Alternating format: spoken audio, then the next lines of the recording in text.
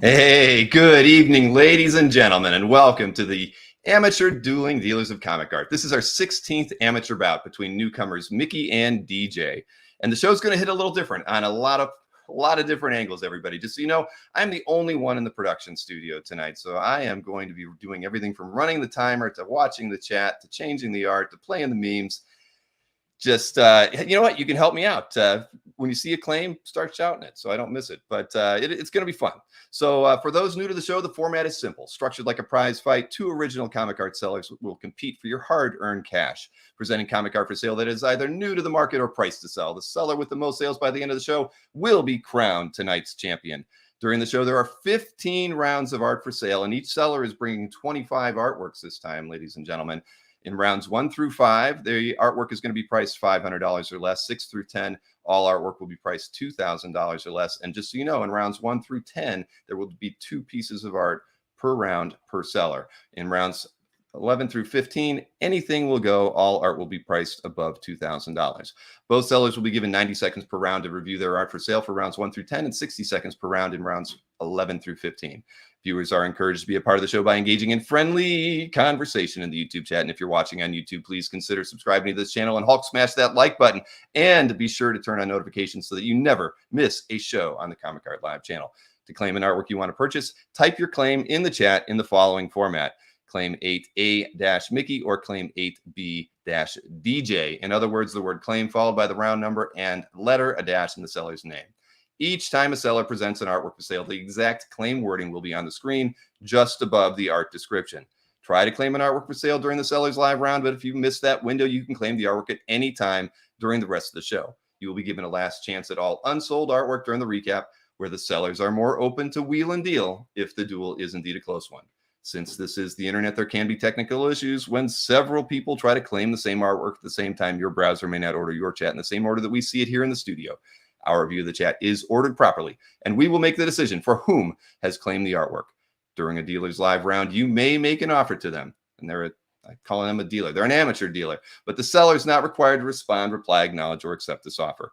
Be courteous and only message sellers who are currently in their live spotlight. After the show is over, be sure to contact each seller if you've claimed any of their artworks. Let them know which artworks you've claimed and your YouTube or Facebook handle. So let's get ready to wheel and deal, everybody. And now for the first wrinkle in the show, there is not going to be the rumbling, raucous intro that we're used to having. We're going to play a little PSA that I think is really helpful for a show like this, just to get us started. So please enjoy this if you will, and then I will bring on tonight's combatants. Please find a good home for this wonderful piece of art. Otherwise, it will wind up being unused, unwanted, and left just to sit on a shelf. Please, if you love puppies and little kitties, don't forget about the art.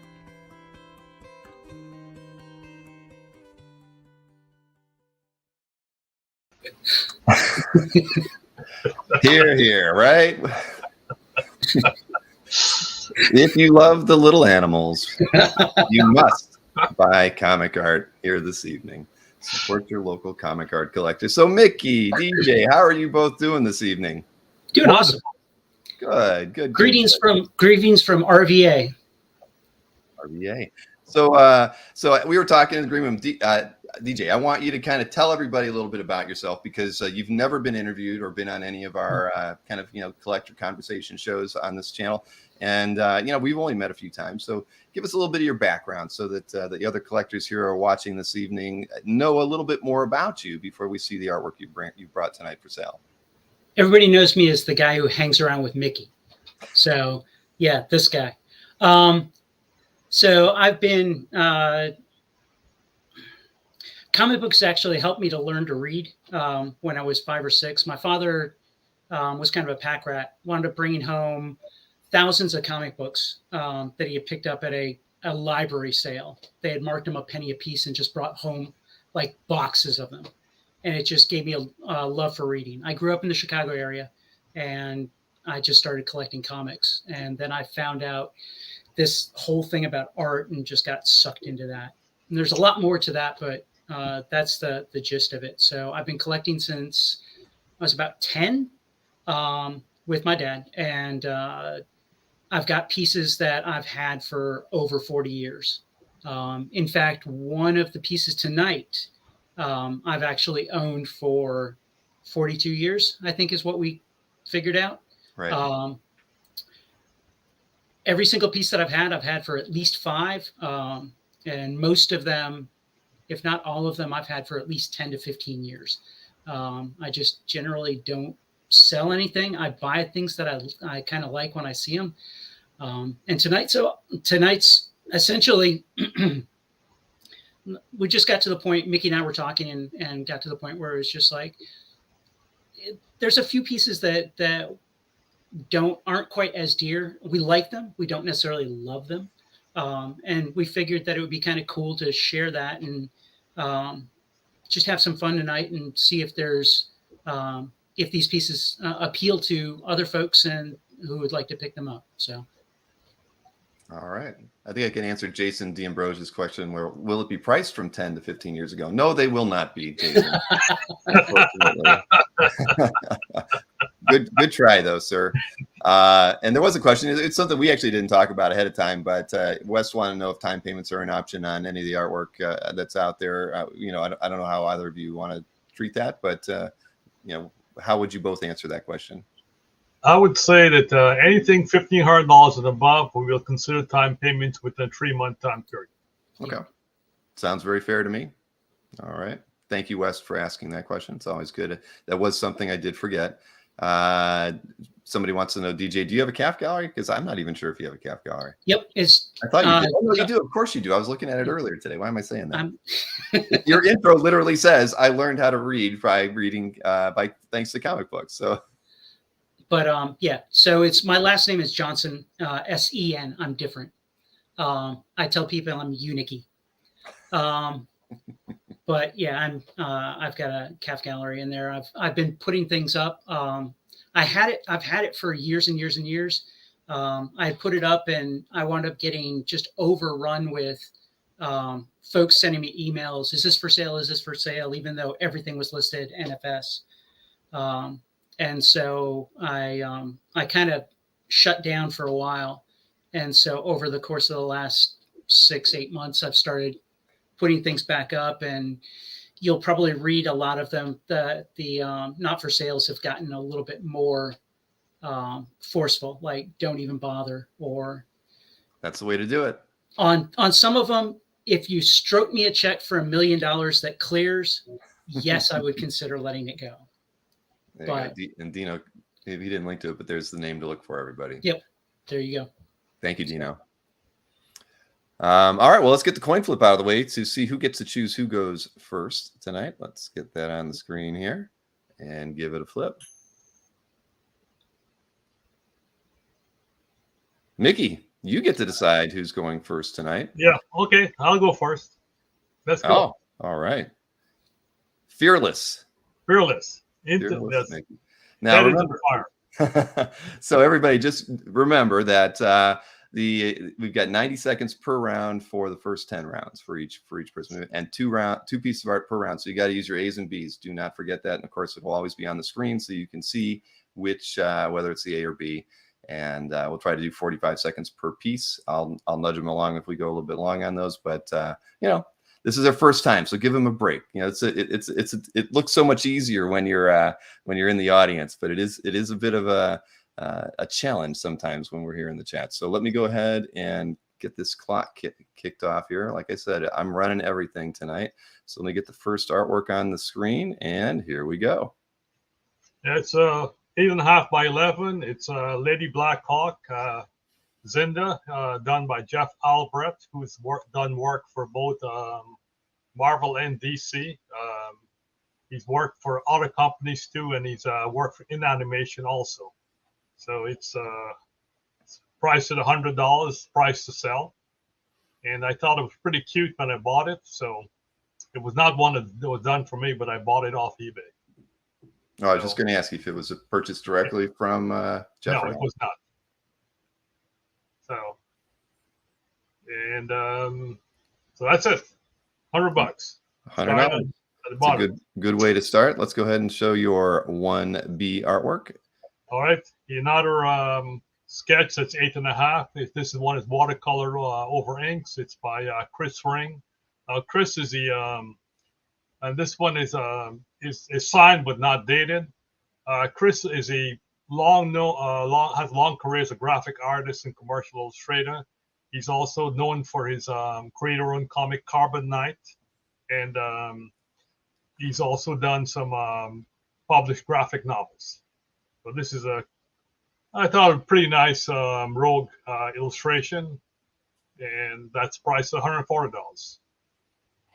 And that's my 1B. And where was that one picked up? This one was also off of eBay. An eBay purchase. Also eBay purchase. All right. See, so there you go. You've gotten your first round out of the way, Mickey. Out around the way and no sales. Hey, it's just the beginning. Like that's kind of how things roll around here. We have to kind of give everybody a taste of what we're bringing. So we got 200 people watching the show right now. So okay, let's switch over here to DJ. Let me get your 1A artwork queued up, and here we go.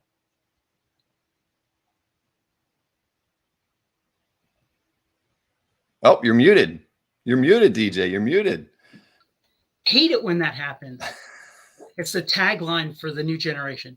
It is. So I figured I'd start off with a piece of Americana. I had one of these when I was a kid. It's one of those things where it was essentially a gray silver sheet of plastic over a black piece of cardboard. You write on it, and whenever you wanted to, you could erase it just by lifting up the piece of plastic. So each of them generally had a cartoon around it. This one is Roadrunner chasing after Roadrunner being chased by Wile E. Coyote, and you can see that the art goes all the way up and down both of the sides, so it's a complete border around it. It also comes along with the hand done color guide that goes right along with it. This was actually published. It has the copyright from 1976 on it. All right, I got the next one on the screen. And just to let everybody know, there's a little interesting thing with it. These were actually used for in the embassies in Russia. The second one that I have is when they relaunched the Warlord page, the Warlord series.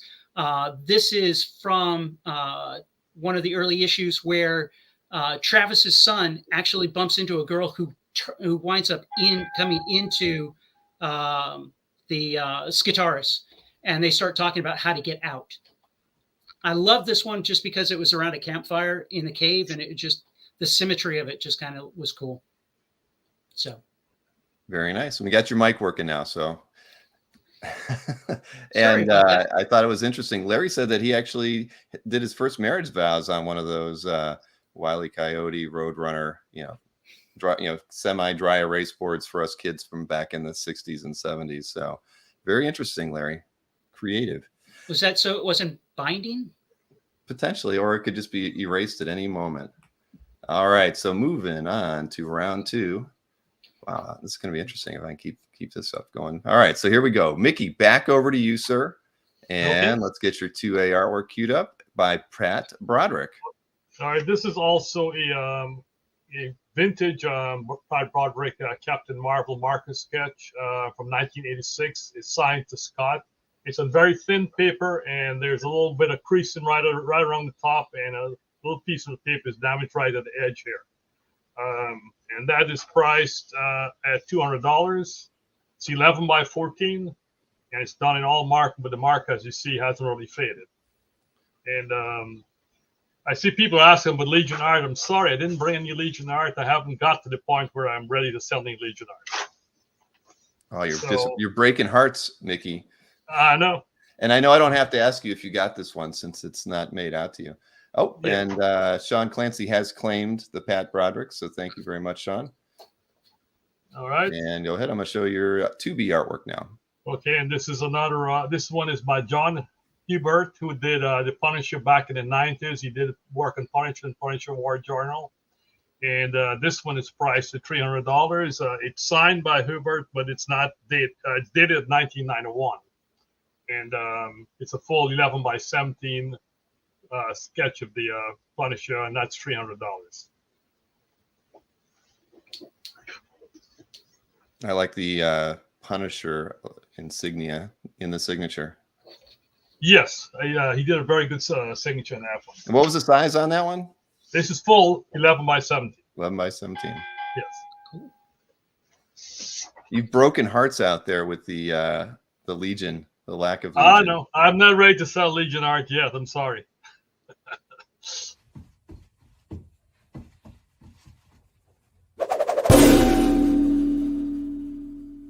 Thanks, Cap, for breaking the ice. All right, DJ, over to you. Let's get you around to artworks queued up. And again, everybody, just so you know, I'm going to do my best to keep up with the sales totals. It's hard enough to keep up with the round changes and the clock starts, as we've already seen. So I'll do my best, and just keep track at home for me too. That'll help me. But all right, DJ, let's get your 2A artwork on the board. Here we go. So this one comes from the mind of, starting from the mind of Jack Kirby. Jack Kirby's Teen Agents. This was a comic for a short run comic from Topps, and basically you have the team is actually going back to their secret hideout in their first issue. Basically, just a neat page that I found. And then let's see. The other part of it is that so you've got a reporter who's trying to get a scoop and can't remember what the scoop was. So it's kind of a neat gag as far as that goes. And he tells her to go try and peddle it to one of the other rags. So, all right. Yep. The second one was from, this is going to DC, Justice League International. If anyone knows who who Godfrey is, this is actually his family. So Godfrey wound up being with Justice League International. His family came looking for him and trying to get him to come home.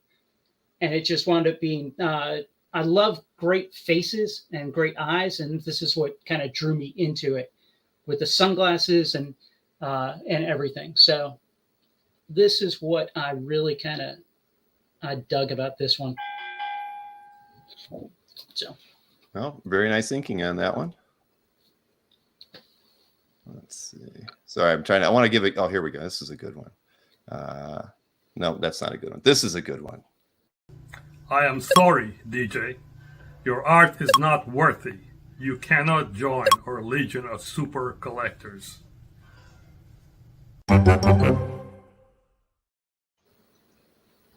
Sorry, DJ. You don't get to join the Legion of Super Collectors.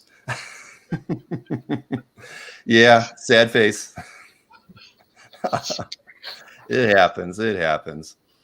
All right. Well, we're moving on to round 3. And Miki, you get to start us off. Here we go. Let me get your 3A artwork on the board. And where is it? Oh, here we go.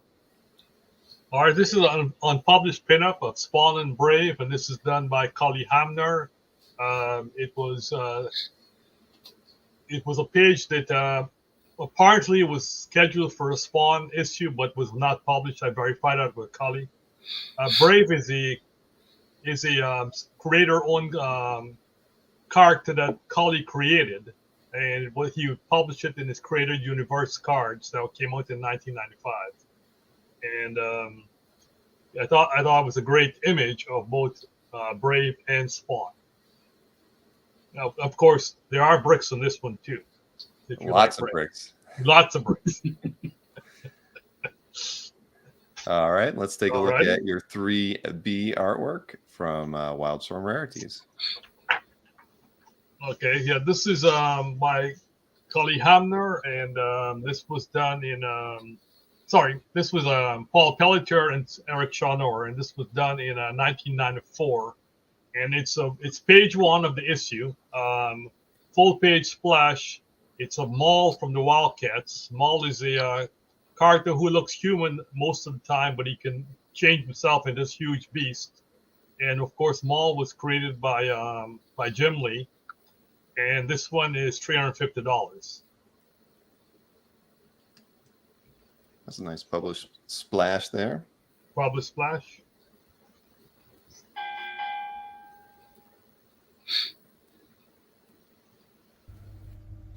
Flash, please save me. I need to sell some art. Flash, please save me. I need to sell some art. I'm sorry. I've done that a couple different ways. Yeah. You're not going to get an Academy Award for that one, Miki. I hate to tell you. Your heart wasn't quite in it. But it made us all smile. Oh, man. All right, DJ, round 3 over to you. Let's get and now this first artwork, the first lot, 3A, is actually composed of 3 pieces of art. So we've got 4 slides, one with each of the images separately and then one with them all together. So that'll be the first piece we show, DJ's 3A. So what I've got here is a 3-page segment for a backup story for Trinity. What kind of drew me was essentially the splashiness of all 3 of the pages and kind of almost the doomsday look of this character, whose name is Convict. He winds up meeting up with, he's trying to get away from everybody, winds up with a group who kind of convince him to be honor bound to help fight against Morgan Le Fay. It's just a couple of neat pages. And so I just wanted to offer essentially a couple of really cool pages, and I didn't want to break them up. So I figured I'd give everybody a chance that if they wanted to, they could have a really cool set of 3. So. All right. And let's go ahead and show your 3B. Yep. So this is one of the very few non-published pieces that I own. Mel Ruby was originally not selling his art for Red Sonja. And so I wound up getting basically a commission done by him of Red Sonja. The pencils are just fantastic as far as this goes. It's just, I was over the moon with it. However, Mel started to offer his pencils to the series when they rebooted Red Sonja, and I was able to pick up several of those pages, and that's the only reason why I'm kind of willing to let this go. So.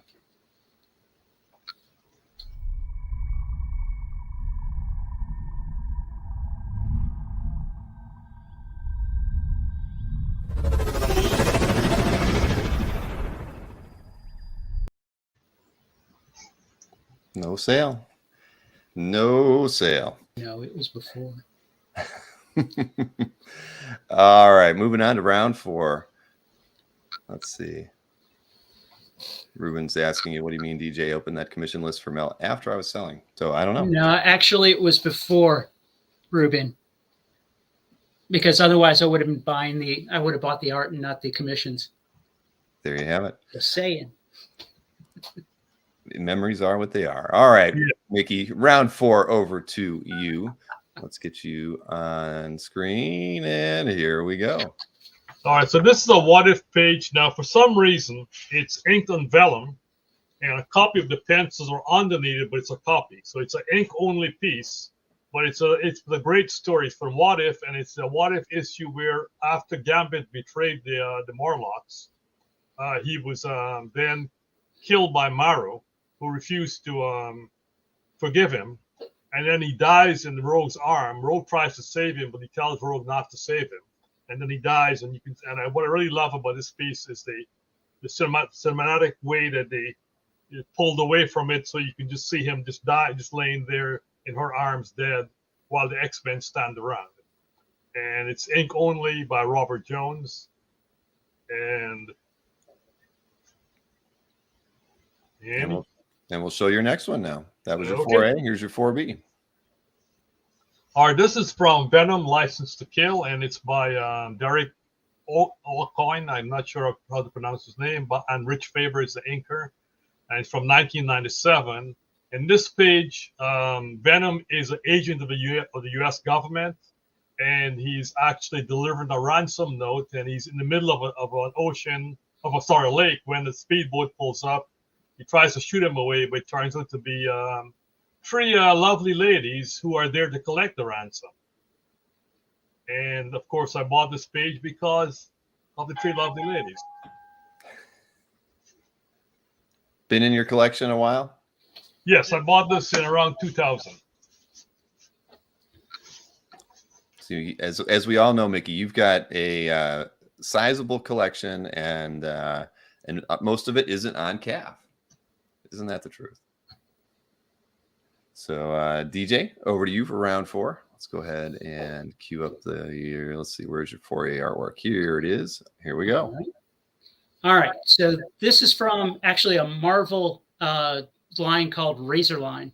It was basically created by the filmmaker and author Clive Barker, who's known for Hellraiser and Candyman. This was a group of heroes, and this was just a neat battle sequence, battle page that I just found kind of gripping when I saw it. I've had this for just over 10 years. And yeah, it's got tanks, it's got explosions, it's got fighting, it's got a girl laid out. It just is kind of a cool page. The second one. Yep, here's your 4B. All right. This is the title splash to Captain Atom number 13.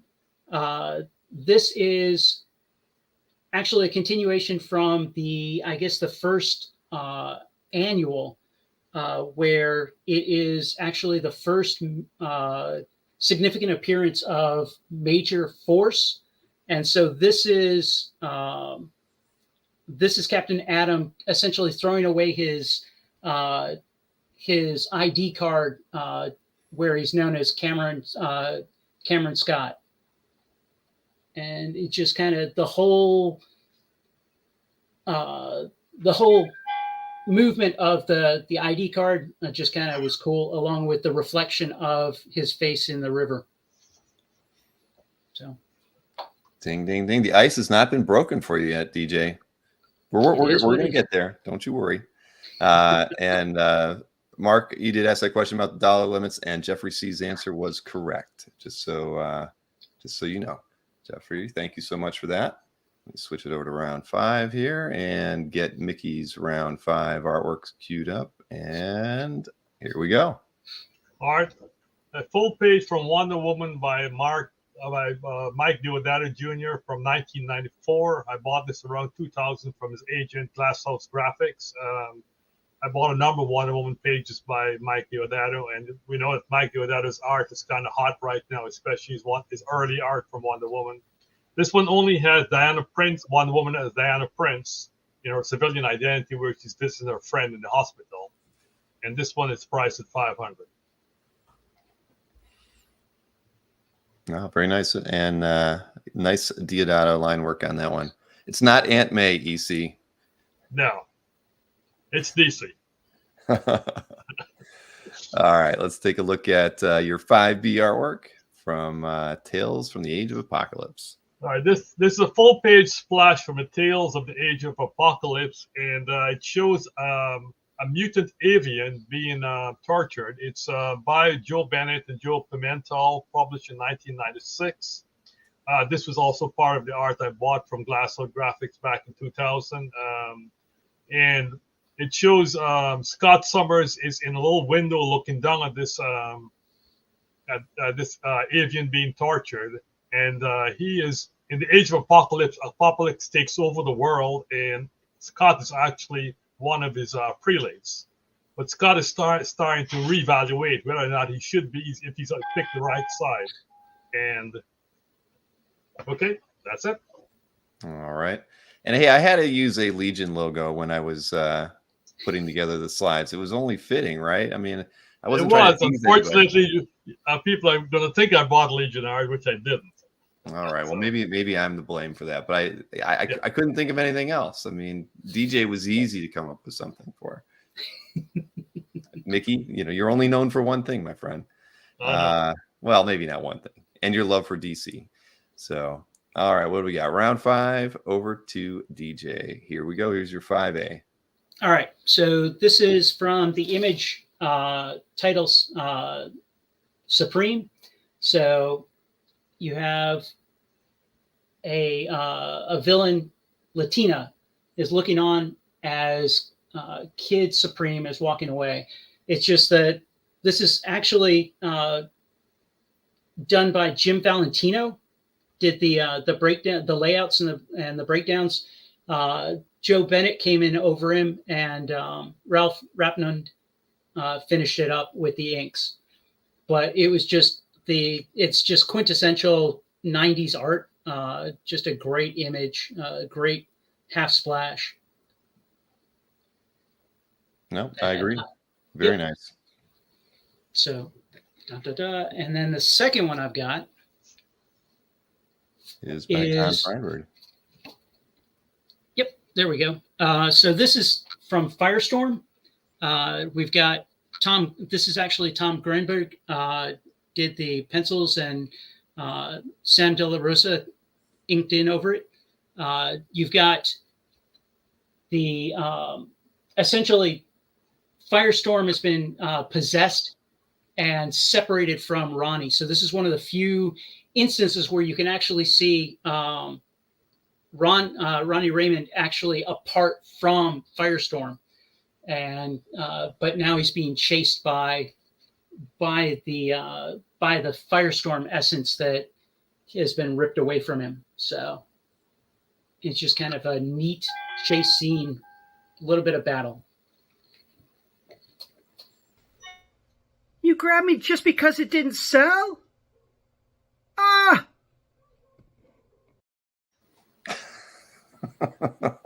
That is the way you wanted it, right, DJ? I just want to make sure.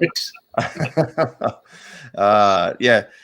Both DJ and Miki gave me just a lot of source material, and I had to kind of put it all together. So that is one of many. But I did like that last piece as well. It was very nice. All right, so we're out of round 5 here, moving over to round 6. So now we're in the $2,000 and under set of lots for the next 5 rounds. And again, it's 2 pieces per round for the next 5 rounds as well. So let's go ahead and get Miki queued up here with his round 6 artworks. And here is 6A. All right, this is a published cover for a comic called Tigress, and it's done by Paul Abrams. It was published in 1995, and it was actually republished again in 2013 using the same image. I have a copy of the comic, which will go with the published art if somebody buys it. And Paul Abrams has been a guy who did art for Malibu. He's currently represented by Catskill Comics, and published cover for $600 of a Tigra lookalike. Very similar. Very similar. Yeah, I like Abrams' work a lot. I mean, I check out Catskill Comics all the time. So yeah, very, very nice piece there. And let's see, 6B. All right, this is a Green Hornet cover by Phil Hester that was published by Dynamite in 2011. And on this cover, we have the Green Hornet. We have Kato being hammered by the villain. And off to the corner, down to the bottom, there is the female Kato, which they introduced in these comics. So it's by Phil Hester, who is a very well-known artist who has done work for DC and Marvel, and he's also a writer, and done a lot of work for Dynamite. So published cover for $650 of all the major characters on the cover. And a very large original art collector as well is Mr. Hester. Yes. Yeah, he's got a very nice calf gallery for those of you who've never stumbled into it. All right, DJ, over to you for round 6. All right. Here is your 6A artwork. All right. So this one's all about the robots. So it's for Pat Olive and Scott Koblish. It's essentially a story of Galactus getting overfed. So in the upper corner, you've got a a neat panel of Galactus just about to be taken on by a bunch of heroes. But the big thing about it is he's bringing in the Punisher androids, and then Tony Stark is countering with essentially the Iron Legion, the Iron Sentry that he's got in the satellite. So this was the squaring off of what Tony Stark could come up with versus what Galactus had on hand as well. It just is a neat, really cool laid out page that I just kind of thought was cool. Oh, great inks in there by Koblish. Yeah. So let's see. Here is your 6B artwork.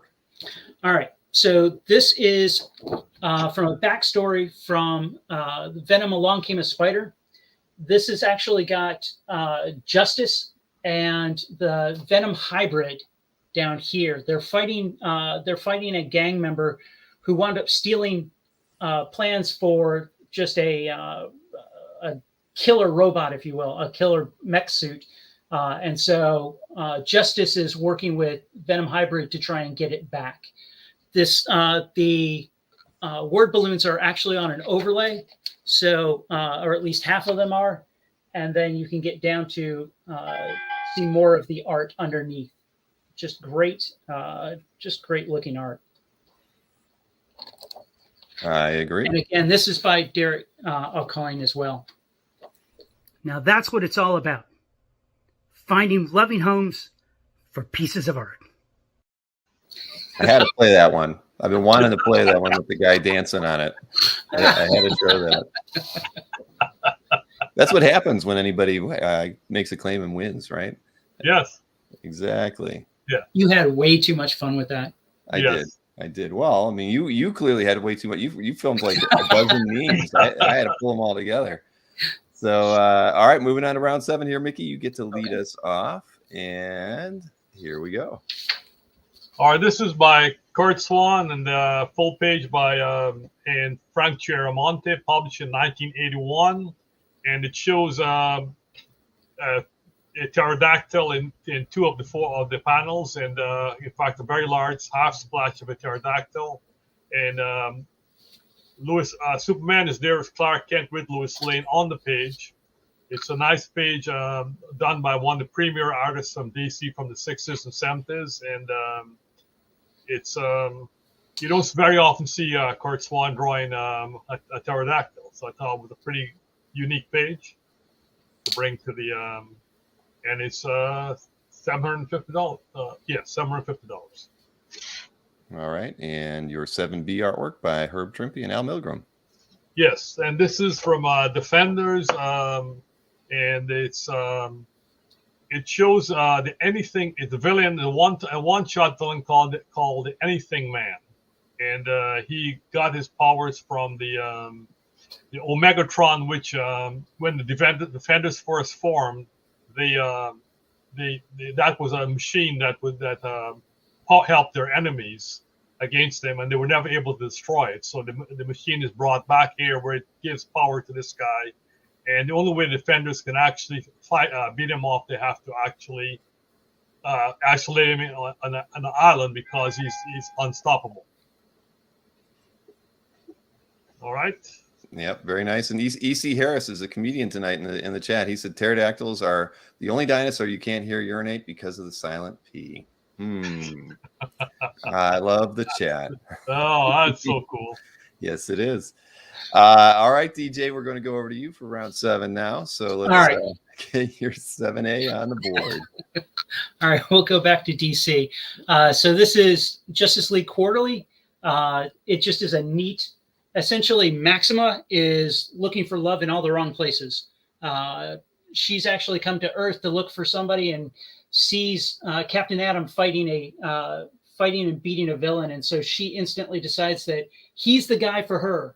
So the neat thing about it is you can see Maxima just coming in across, essentially backwards. So coming in across multiple panels, which is just kind of a cool overlay. Meanwhile, you have Captain Atom fighting Ultra, who is supposedly betrothed to her. And so he's just completely jealous, came in and is just trying to beat him. Up at the top, you actually have the Ray coming with Maxima into the scene to try and get them to stop.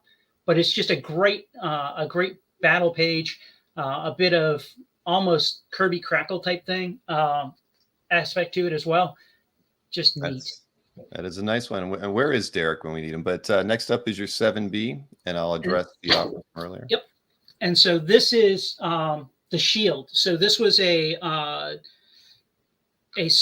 short run series in the early 2010s, done by Cliff Richards, and basically it's a splash of the hero after his first mission. He's coming back home. It was fighting in the country that got torn up by Black Adam. So it's just a great aspect of him coming home to a hero's welcome. Very nice splash there. So, Miki, you did get an offer from Kat just as we switched over to DJ there. I can highlight it for you. That was on your 6A artwork. That was the Tigress that you had priced at $600. Kat is offering you $475. Okay, sure. We'll do that. All righty. Congratulations, Kat. And thank you, Miki, for accepting that at $475. Nice pickup, Kat.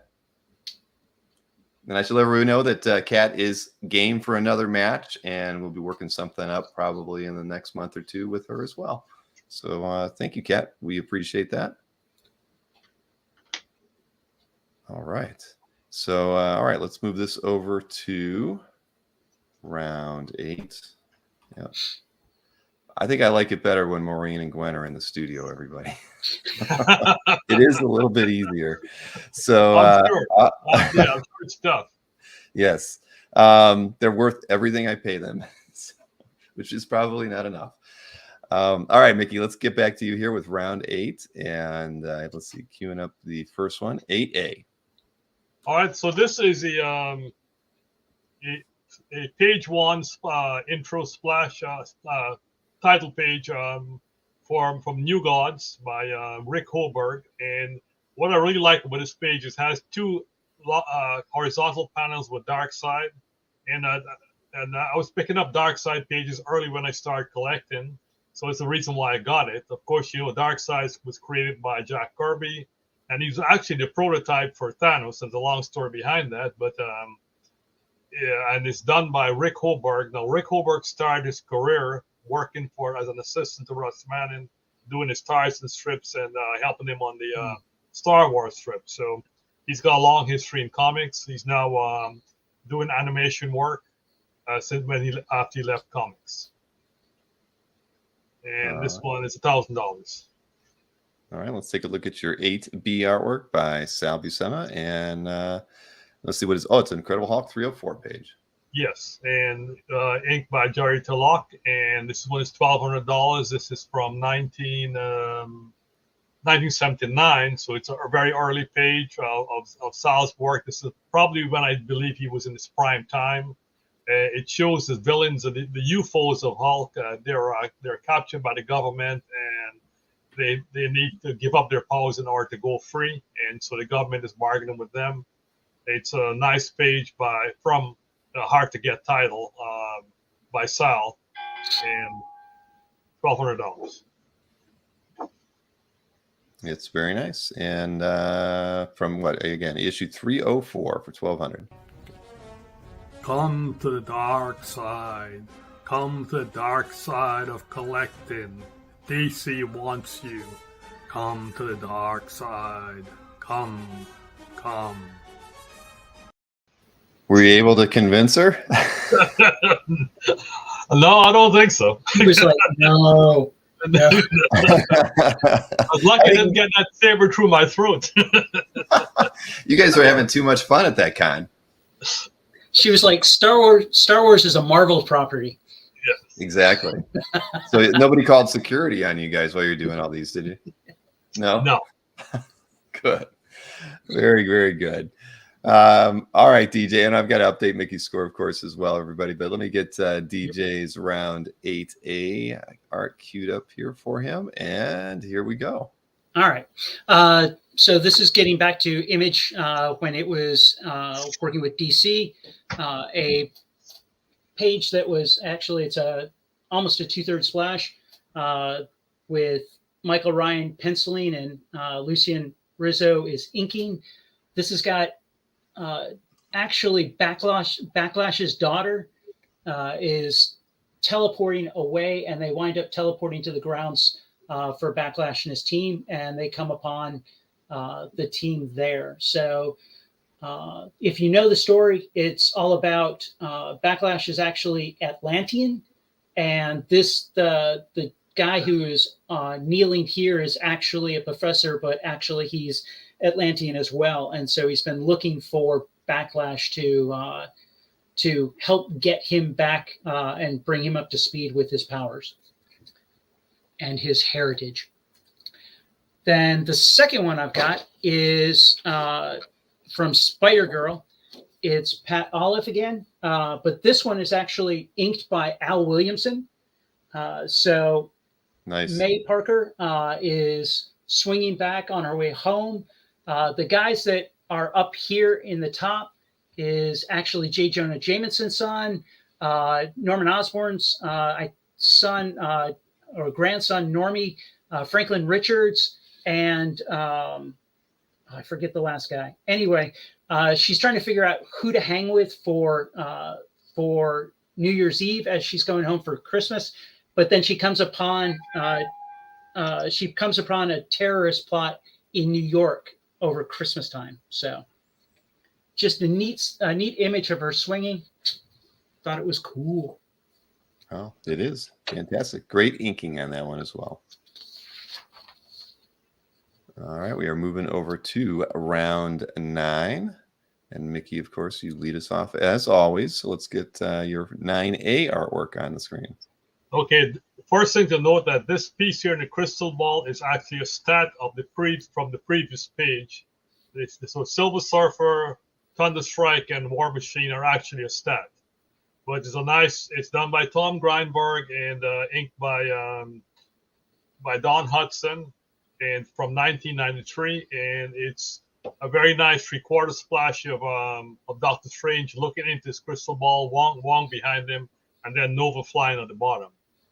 And Tom Grindberg, of course, did a lot of art on Silver Surfer, and then did art on Secret Defenders.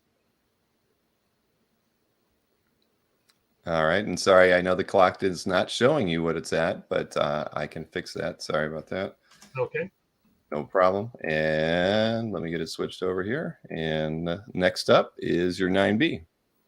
Yes, this one is by Ivan Reis and Joe Pimentel. It's from Supernaturals, and it's the title page, full page splash. The art is full bleed, and what Supernaturals was what the Marvel Supernatural heroes all teamed up together.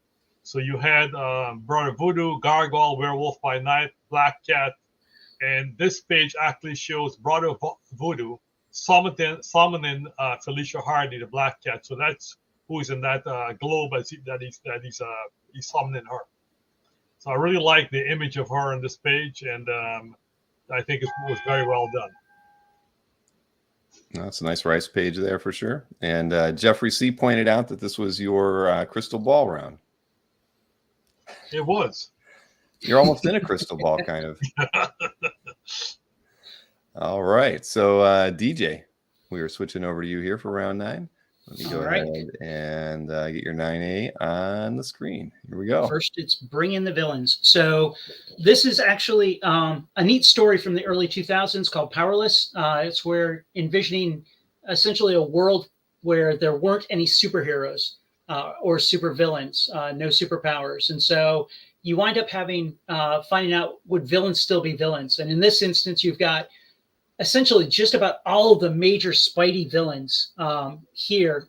And in the background, basically like a whisper, everybody still kind of feels that there's superpowers around and that they should have more powers than they do. And so this is a neat, just a neat 2-panel page, 2 splashes, half splashes, where you've got essentially the Sinister Six plus just about every major Spidey villain. And then you have them depowered in just essentially in jumpsuits at the bottom. Just the way that it's laid out, it just kind of spoke to me. I couldn't resist it. So, all right. And here's that really cool page. the other unpublished piece we've got tonight, right? Yep. So this is the one other unpublished piece that I've got. This actually I've owned since 1980, and I bought it from Mike Grell. It is basically he made a proposal. It was asked to make a proposal for issues 90 to 122 the run he did on Green Lantern, featuring Green Arrow, or co-starring. And so it's just neat, a neat approach. It wound up not being used. It was just really cool. And Caesar has picked that one up. Thank you very much, Caesar. All right. The ice has been broken for you, DJ. You know what? I think that probably deserves a really special meme, I believe. So let me go ahead. Yeah, thanks, Ruben, for making sure he doesn't forget his hyphen. Here you go. Where was that one? Oh, this is it right here. Young, single, white male looking for that special someone. Must love spiderwebs. Not be creeped out by folks hanging from the ceiling. And the occasional run in with a black goo. Call me. The phone wasn't working. Swiping up and swiping down didn't do anything that time. Swipe left, Larry says. See, I had a lot to work with this week. I really did. So no, that was a good one. I was impressed. I mean, everybody that we work with on these shows comes with their own unique, kind of bent to making memes, and that was and both DJ and Miki had a lot of fun ones here. So and I've still got several to show. So we're just getting started. But all right, so let me switch us over here to round 10, get the score updated properly like I have, which is going smoothly so far. All right, Miki, round 10, over to you. Let me get 10A. This is the last round, too, where there's 2 artworks per round. There'll be 1 piece of artwork per round after this one. So here is Miki's 10A Matt Wagner piece. Okay, Matt Wagner, Batman Grendel, the second phase, issue 2, and this is a half splash of Batman. This came out in 1996. I bought this page in 1998. Just even though I don't collect Batman, just because I just love that half image, that half splash of Batman on the page.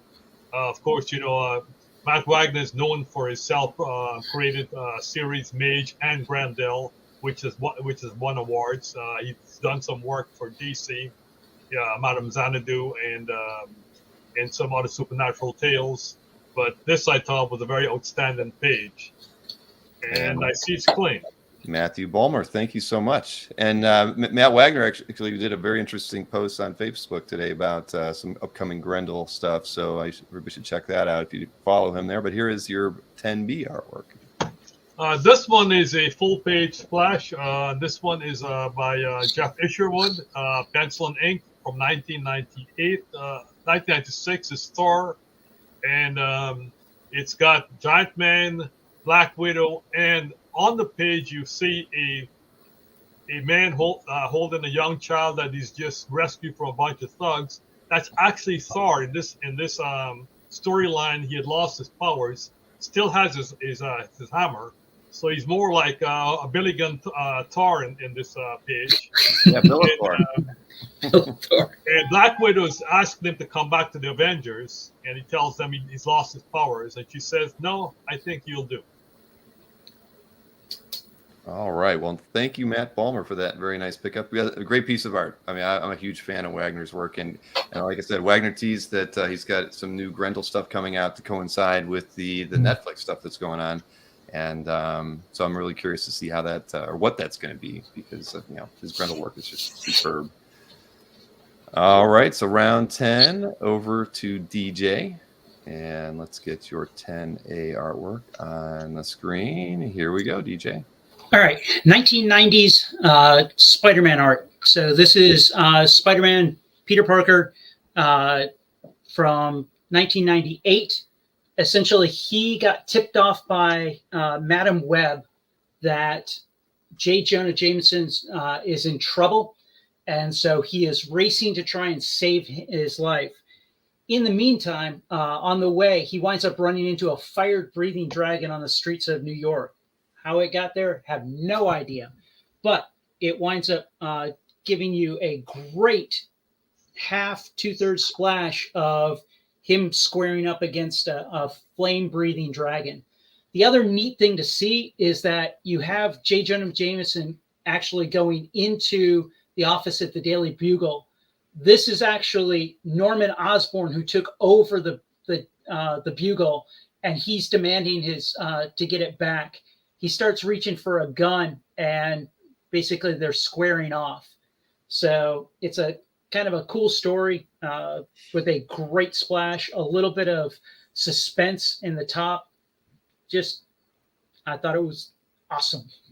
So, and then the second one is from a Captain America graphic novel called The Medusa Effect. This is actually Rich Buckler pencils and Jim Sanders inks. Just a really great face of Cap. And actually, you've got Bucky here in the background. He's not in costume. He's because they're kind of trying to be in stealth, but Cap just saved this gal's life. This is actually Baron Zemos' wife. And so they're talking about getting him, capturing Baron Zemo in Germany during World War II. So early, I was going to say earlier Buckler art, really, really neat. Mr. Annamanthadoo, I believe Khonshu has a comment for you. Marvel is the best. Take that.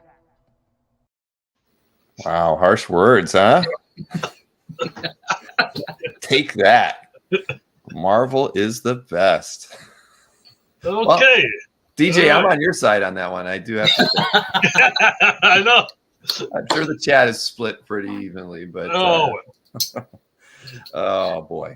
Yeah. All right. Well, we're moving over to round 11 now, so we only have 5 more rounds to go. Rounds 11 through 15, of course, 1 artwork per round, and we are down to 60 seconds per round. I can type fast enough into my thing here to make it change to 60. So go ahead.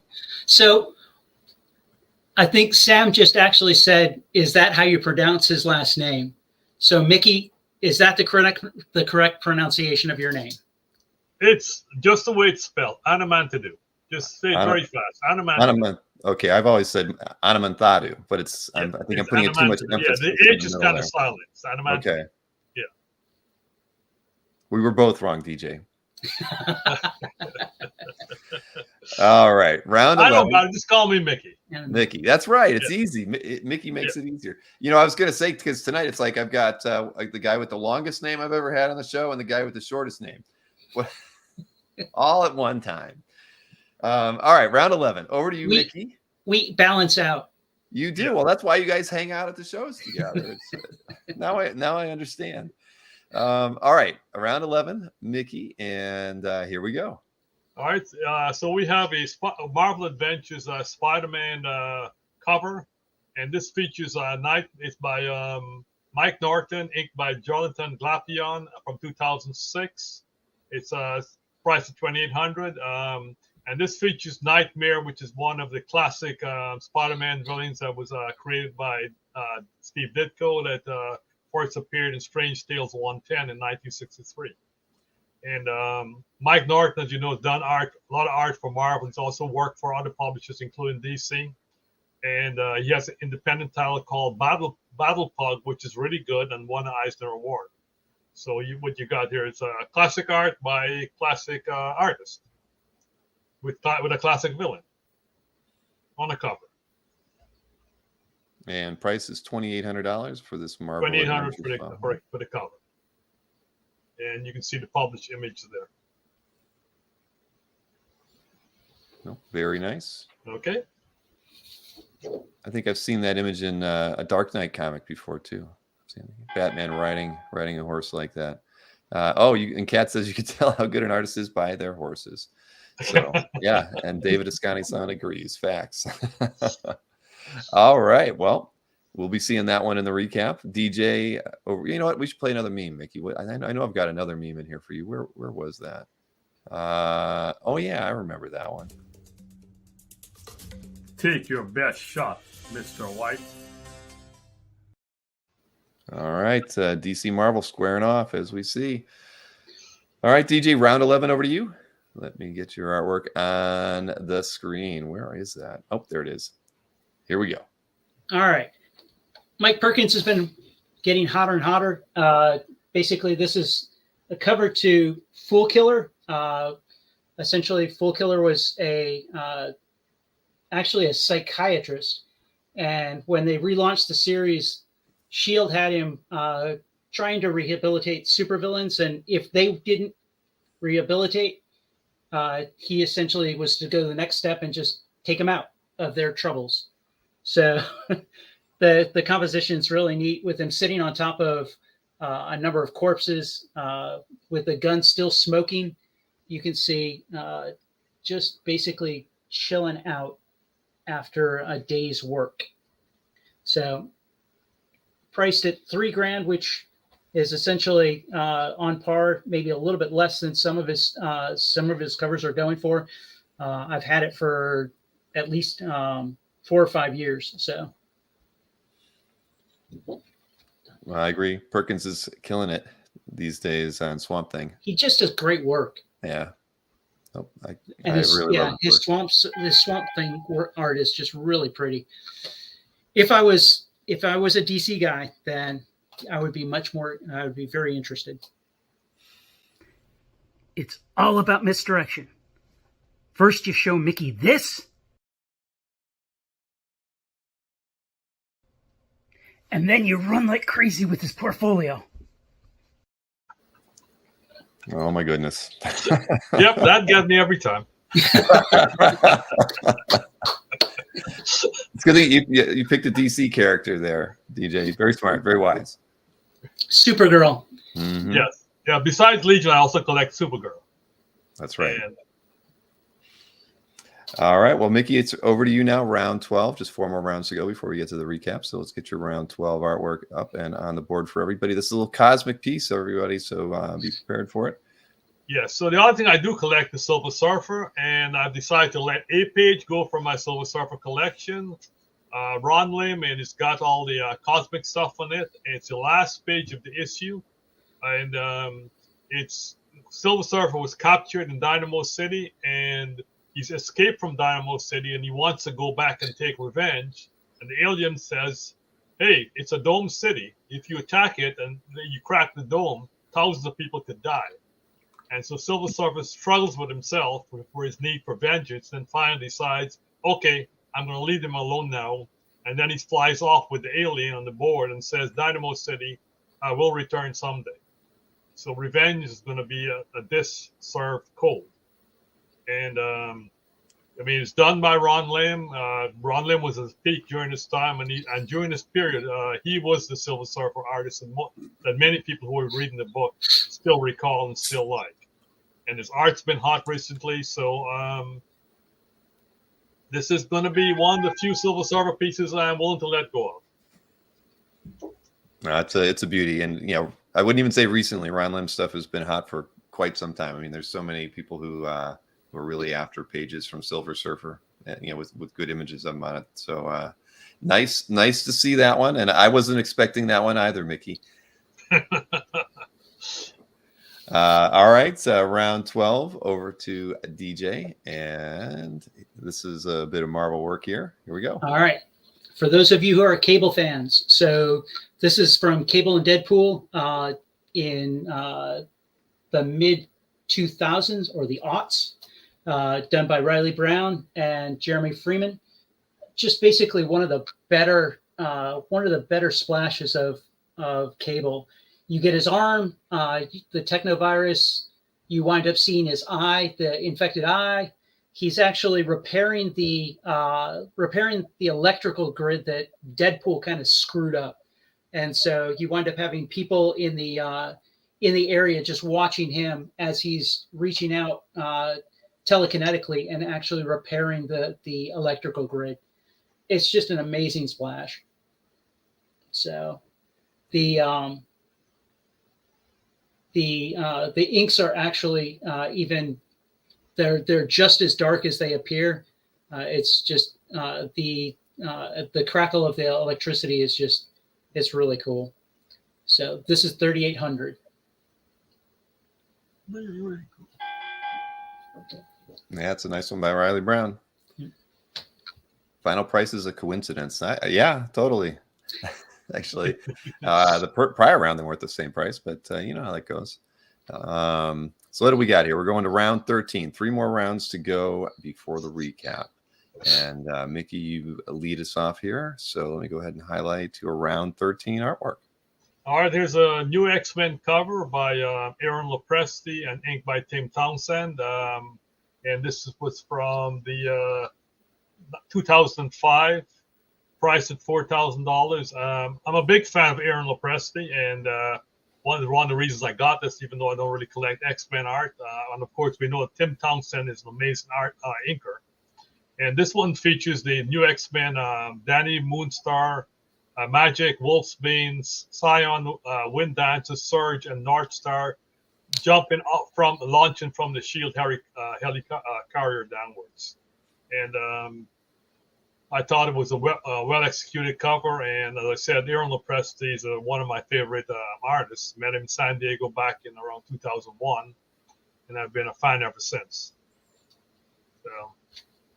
Yeah, I love Lopresti's work too, and I think I probably met him in San Diego for the first time too, around that time. All right. It was around the same time I met you, Miki. Yes, it was. Wow. Right when CAF launched. All right. Well, we'll see that one in the recap, but I don't think that's the last X-Men character we're going to see here before the things end up for those of you who like X-Men. Round 13 over to DJ. So let's get your artwork on the screen. Here we go. All right. Another page that I've had for a while. This is actually Trimpy art from the early 90s. I think it's actually 1990. It is a splash page with essentially just a large percentage of the Avengers. It's got Wonder Man, Iron Man, Machine Man, Photon, Quasar, Cersei, Dinosaur, Star Fox, the original Human Torch, and then you've got a number of other that are in a pair of the Quinjets. You even get the Quinjets in this with the essentially the Avengers. It's not assembled, but it's attack. So it's just a fantastic page. I've got a couple of other Trimpy examples that I really love, and I figured that I would let this one go, kind of in the same way as Miki and the Silver Surfer. So That's a really great splash page. 32 years old. 32 years old. My goodness. But yeah, we haven't had a lot of great Trimpies on the show in a while, so that one is a very, very nice one. All right, Miki, round 14 over to you. And let me go ahead and highlight this artwork. Another X character. Yes, so this is Wolverine 2000 Annual by Jorge Lucas. And I think it shows Wolverine as the savage best, with claws out. Very outstanding piece of work by Jorge. And this one is priced at $5,000. And I think he's actually repped by Mark Hay right now, and he started to work with Marvel around 1999 to 2005. He did a lot of X-Men and Wolverine art. So I thought this was a very outstanding cover that for the time period, and so it's a cover that's over 20 years old, and it really really nice, really cool. And you say he's rep by Mark nowadays? I didn't know believe, that. I believe he was repped by Mark at one time. He was in Mark's page. Huh. Okay. So, So what made you pick this cover up? Because you're a DC guy, Mickey.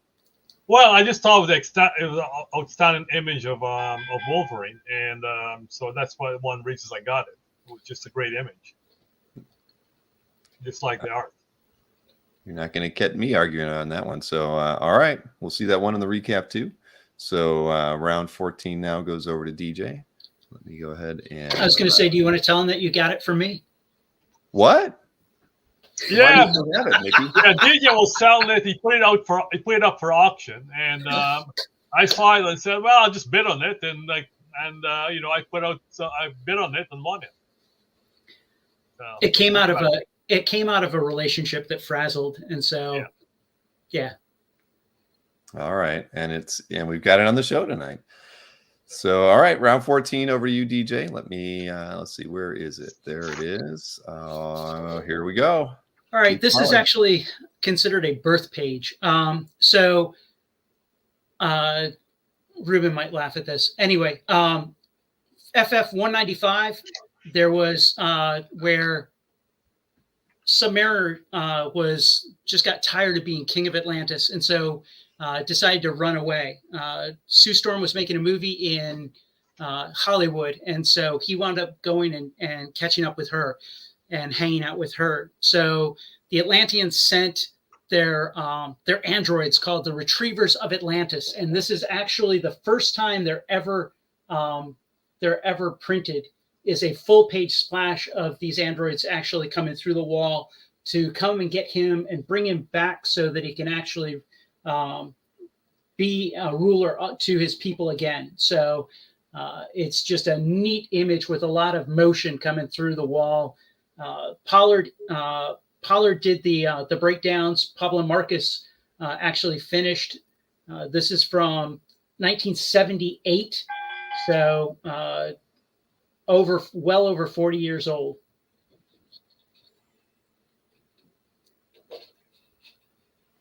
Sorry, I got to find this one. Here it is. This one might embarrass you, DJ. I hate to say it. I might not have done this one right, but I did It's all good. You can't kill me off.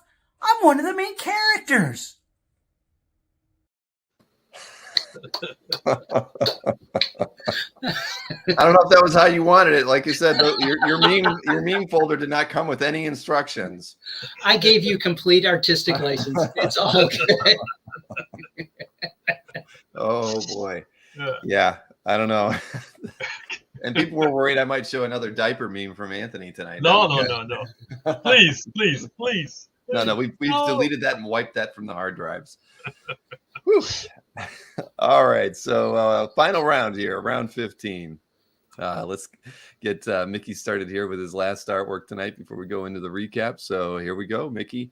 All right, this 15. Is a double splash page from Captain America 12 by Joe Bennett and inked by Mark McKenna. And it shows full page, double page splash of Dr. Doom. And this is from the Heroes Reborn issues of Captain America. This is when the heroes were projected in the pocket universe by Franklin Richards. And Dr. Doom has figured out something is wrong with this universe. And he figured out that Ricky Barnes should not really exist. So he tracks her down and confronts her. And what I really like is the perspective on this page. You got Dr. Doom, just full splash, looking very menacing, and he's saying, "Hey, I don't like to pick on young girls, but I'll hurt you if I have to." And if you see the caption on the published page, it says "Heroes Reunited." This is when the heroes start coming back together, and then they'll come back out of the pocket universe, back into the real universe. So this is like a pivotal point of the story. Because after this, he meets up with Captain America, and they figure out what they need to do to get back to the real universe. So I picked this up back in 2000, and I thought it was a great image of Dr. Doom. I've held it ever since. Yeah, it's a beauty. It really is. And perspective on it is great. Peter Rowe agreed with you on that one as well, Mickey. Peter, you were missed this weekend too, by the way, in Columbus when we had the show. I wish Peter was going to make it out and had some auto troubles and other issues, but it would have been nice. But there will be a show there next year, by the way, Peter. So we can always do it again next August. All right, so we'll see that one in the recap as well. DJ, we are going over to you for your final artwork here. So let's get your round 15 artwork on the screen. All right, so Miki went Marvel, so I'm going DC. So what we've got here is the published distributor ad, a published distributor ad that is promoting the second version of Teen Titans. So when it's done by Dan Jurgens, the inks are by George Perez. So the Dan and George wound up doing a run of Teen Titans from 96 to 98. This was done just before that as an ad for distributors, just letting them know of the new title because it was a couple of years since Teen Titans had kind of dropped off the radar. It's got the second set of Teen Titans, including you have the Atom here, Ray Palmer, who's actually running the team. It's Argent, Giotto, Prism, and who's the Risk is the fourth one. So just a neat with a lot of bricks. A neat opportunity for George Perez's work over Dan Jurgens. Very, very nice. And it does have the stamp along with some of Dan's pencil work on the back. Yeah, because you had mentioned you were trying to find the like the printed published image to show along with it, but couldn't find it. But yep. So it is published. I talked to Dan up at Terrificon, and he did confirm that it also confirmed that it was published as a distributor ad. All right. Just checking to see if I missed playing any memes here. There is one still to play. I should just play it. I should just play it because I don't play memes in the recap. So this is another DJ meme here. And here we are. Now that's what I'm talking about. Making the cheddar. Making the cheddar. One thing we forgot to mention at the beginning of the show was that both DJ and I are going to be at Comic Art Con in 2 weeks. So if people want to pick up the art there, we can hand deliver, and we can also accept payment there if people want to pay us then. So there's two options for that. Either you can pay us there and collect the art. Good point. Then when is that? I can't. What is the date on that? The last. It's not. It's not this next Sunday. It's a week from Sunday. So the 28th. That's right. Yep. Right, 28th of Sunday the 28th in New Jersey. Got it. All right. Oh, and Tony wanted to know when the next CAF Live event. The next virtual show is the second weekend in November. So that's the 12th and 13th. So good to know. Yeah. Yep. And I am not going to Comic Art Con, unfortunately. I'll be in Florida, and I'm not going to make the drive up for that. Yeah, that's a long drive. Yeah. But I wouldn't mind. I haven't been to one in about, it's probably been 9 years. So I would love to get back. I'm a little overdue, but maybe. I mean, do they do 3 a year or 2? I can't remember. 2 a year. 2? Okay. Yeah. So, maybe in usually April and September is usually when they try to do it. This one. I was just about to say the last one was mid-April. Yeah. That might work for me. All right. Well, let's get this recap rocking and rolling. We actually did pretty well to get through 50 pieces of artwork in that span. So that's pretty good. That's better than we usually do. So why don't we get the recap now? As everybody knows, this is going to be a little trickier for me, everybody, because I got to do the slides, and I have to set the clock, and I have to watch the chat. So, everybody helping me along in the chat and pointing things out would be helpful. Just keep that in mind. I'm going to do my best through this. But all right. See you later, Mark. Good night. And good night to Nick as well. Bye, Nick. Bye, Mark. All right. So let's get Miki queued up here. So we've got 22 pieces of art to look at here and 30 seconds per. So neither piece in round one did sell. So we'll go ahead and show them both. And first up is your 1A. All right. I'm ready to wheel and deal. I'm going to do $70 on this one. All right. Knock $30 off. It'll be 70. Anyone? So All right. Well, I don't even have to say what's your best price. You just jump right into it, Mickey. Hey, we already figured this out ahead of time. It's like right to wheel and deal. I like that. I really appreciate that. So $70 is Mickey's best $70. price on his 1A artwork, everybody, by Jeff Albrecht. All right. All right, so Second that one's one. out there. That's your 1A. Now let's go ahead. 1A, 1B. And here is 1B. 1B. I'm gonna do this one for $100. $100. So the Chris Ring Rogue color sketch. Yes. Traveling almost 30%. All right. And this one, what did you say Chris was working on of late? Yeah, Chris has done a lot of stuff for graphic arts and commercial. He's worked on, the James Bond library dossier. Worked on a collection of Edgar Allan Poe stories. So he's done a lot of work all around the industry.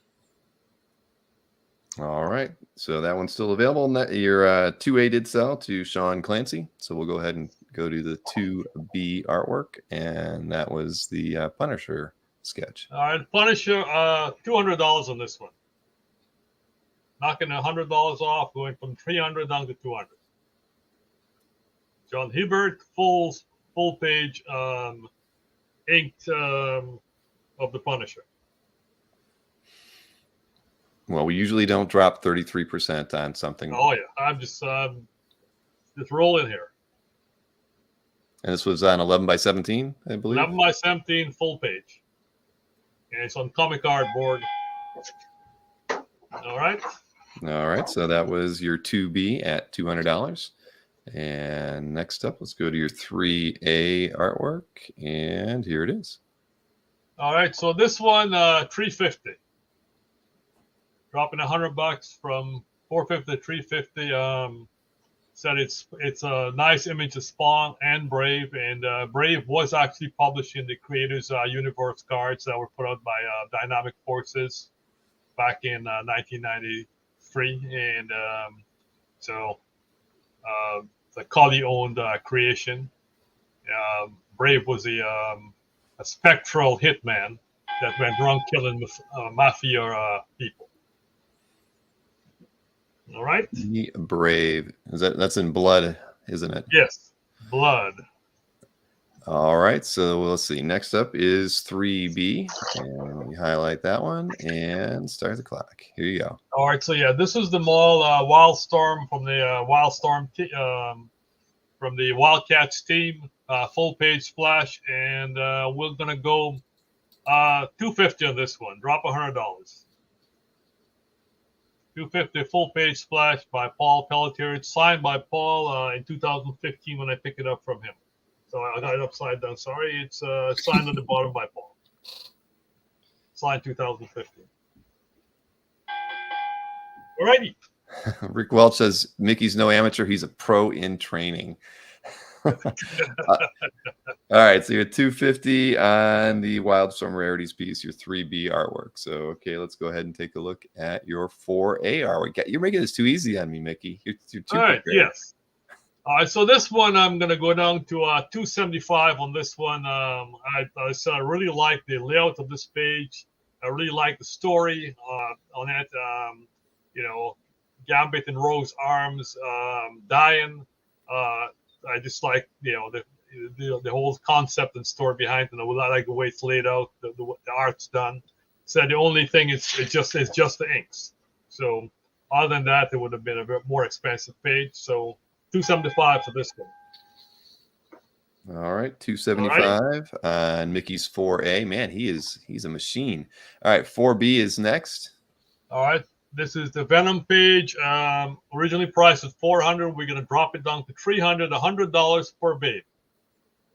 $100 per woman on the page. Very beautiful women on the page. I thought this was pretty cool. That's the reason I bought it. Eddie Brock's on the page, but he's not as Venom. So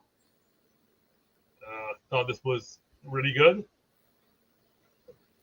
And I think it's a very nice price for this page. Nope, I agree. So $300 is your best price on that. Alex Moreno is asking you if you would take 175 on the Punisher sketch that you were at $200. Yeah, sure. All right. Thank Cool. you, Alex, for that offer and acceptance on that one, Mickey. So 175, and that is on your 2B artwork. All right. Thank you very much, Alex. All right. So next up, 5A. Let me get that highlighted here for you. All right. The Odetta Wonder Woman page with Diana Prince out of costume on it. We will go on this one. Let's go 400. Drop it $100. 400 on the Wonder Woman. There we go. Sorry, the clock didn't start. There it goes. Yeah, that's fine. And that is not Aunt May, everybody. Just Yeah, no, it's Julia, a friend of Wonder Woman. indeed. Nice Diodato on that one. All right, so you're at 400 on your 5A artwork. Correct. All right, so next up is 5B. 5B, we'll go full page splash, Tales from the Apocalypse, from the Age of Apocalypse. Let's go 400 on this one also. We'll drop it $100 down to 400. I mean, it's from a well-liked storyline. The Age of Apocalypse went across all the X-Men titles during this time period, and everyone was, all the titles were changed. The whole X universe was changed by this event. All right, so you're at $400 on that one. That was your 5B. So, and let's see, 6A did sell the cat. So we're going to go ahead and move over to your 6B artwork. And here we go. All right. On the cover, we will go.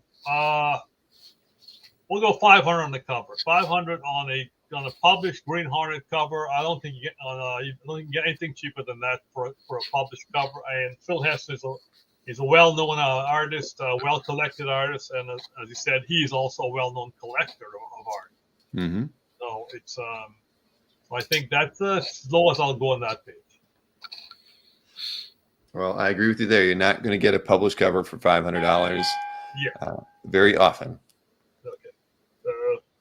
All right, so that one's going to be out there at $500. That was your 6B artwork by Phil Hester. So let me go ahead and switch over to your 7A artwork. Here we go. All right. So yes.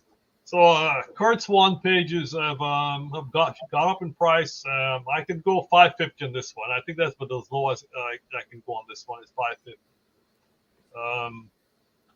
I believe that's actually below market value and what Kurt Swan pages are going for.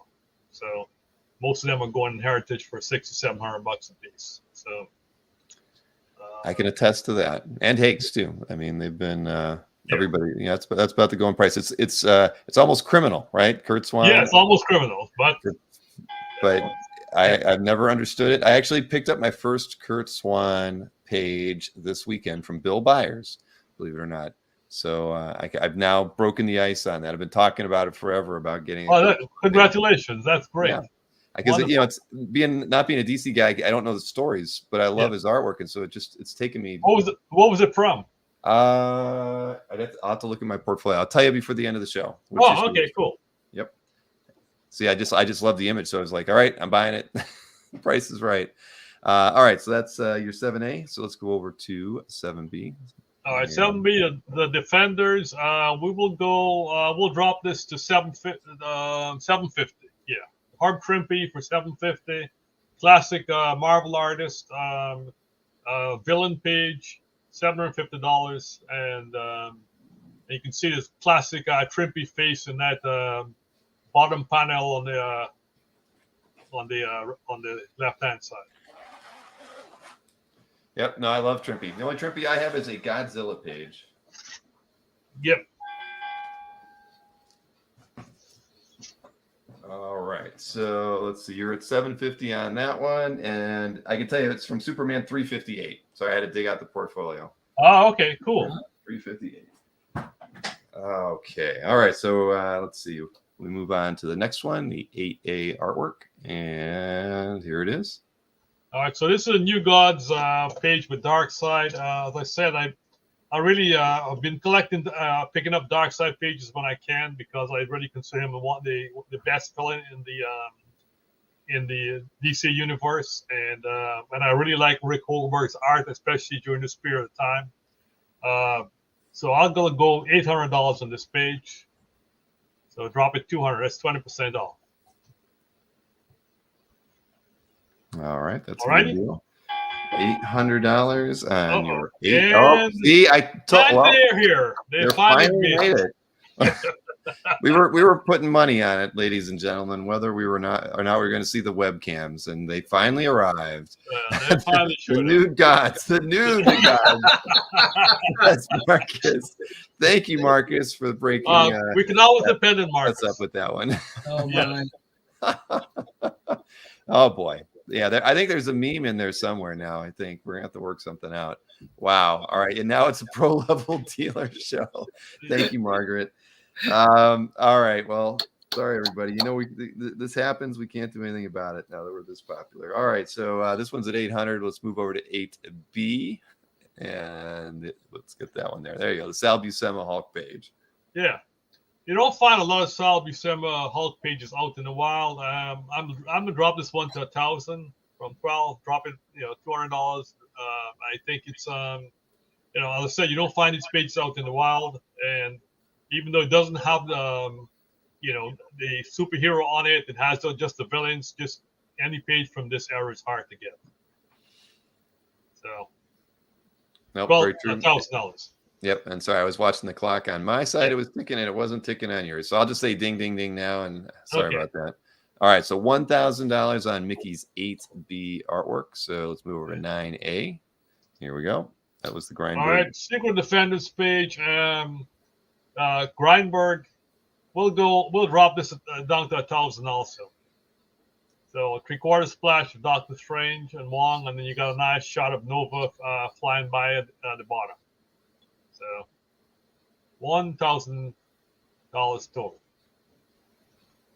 Yep. Well done page by Grindberg from this period of time. Nice things by Hudson as well. Yes. Yeah, Don was one of my favorite inkers during that period. All right, so $1,000 on Mickey's 9A artwork. Let me go ahead and switch this over to the 9B. Oh yeah, man, I really love this page. This is a beautiful page. Ivan Reis. I'll go $1,250 on this one. $1,250. Drop it down to $1,250. And as I said, you got Felicia Hardy, the Black Cat.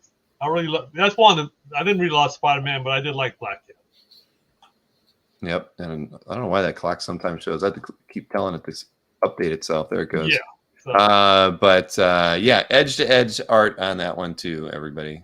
Yeah, edge-to-edge art and beautiful splash page, and it is the title page. All right, it's a beauty from Supernaturals #2, page 3, and Yes. you're $1,250 on that one. So let's see, the your next piece, the 10A, did sell to Matt Bulmer. That was the Grendel piece. So let's go ahead and take a look at that Billithor page that you had. Yes, in his civilian identity, he still has his hammer, but it's still Thor. And you got Giant Man, Black Widow, and full page splash. It is signed by issue when I bought it from him. I bought it from him about 10 years ago. So it's. What's your best price, Mickey? Best price, sorry. 12. We'll go $1,250 on this one. All right. $1,250 on the Thor. $1,250. Sorry. No, I've been waiting to say that for a while. Yeah, almost got in the Anthony mode. Sorry. Hey, we just went through 18 artworks and you only did it on one where you gave me the opportunity. So what's my best price? Yes, so $1,250 is your best price on your 10B artwork by Jeff. All right, so 5 more pieces to go here for Mickey. So first up is your round 11 Marvel Adventures cover. Yes, Marvel Adventures. I managed to cover with Spider-Man on it. 2,500. 2,500. I can go 25 on this one. As I said, it's hard to get covers with Spider-Man these days. Especially you got Spider-Man and a classic villain. Even though it's from Marvel Adventures, not main Spider-Man title, it's still think it's a very good buy at this price. So 2,500. So No, very nicely done. yes, making some deep discounts. All right, so $2,500 on Mickey's round 11. All right, moving over to round 12 for Mickey. Here we go. That was the Ron Lim Silver Surfer. Ron Lynn Silver Surfer. I'm gonna knock. I'll knock this one to 3,500. I don't think I could go any lower on this one. It's as I said, I hate to get rid of Silver Surfer art, and I do like this page, and very cosmic looking page. Lim at his, when he was at his height, drawing Silver Surfer. Yeah, 3,500. No, that's beauty. And Keith Williams inks are really nice on that as well. Yes. All right, $3,500 is Mickey's best price on his round 12 artwork. Let's look at his round 13 now. And the X-Men, new X-Men cover, we can go 3,500 on this one. 3,500 on the new X-Men, Lopresti Townsend cover. Shows all the entire new X-Men team launching from the Shield Helicarrier. Well done art by favorite penciler and a great inker. So 3,500 for a cover that's 17 years old. Made in 2005. All right, very nice. So $3,500 is Mickey's best price on his new X-Men cover for round 13. So we got two more pieces to look at here. First is the Jorge Lucas Wolverine 2000 annual cover. Yes, and I could do 4,500 on this one. Said it's a great image of Wolverine at his savage best. Blood running all over the place, and claws out. Outstanding image.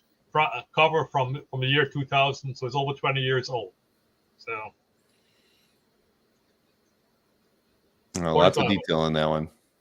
Yes.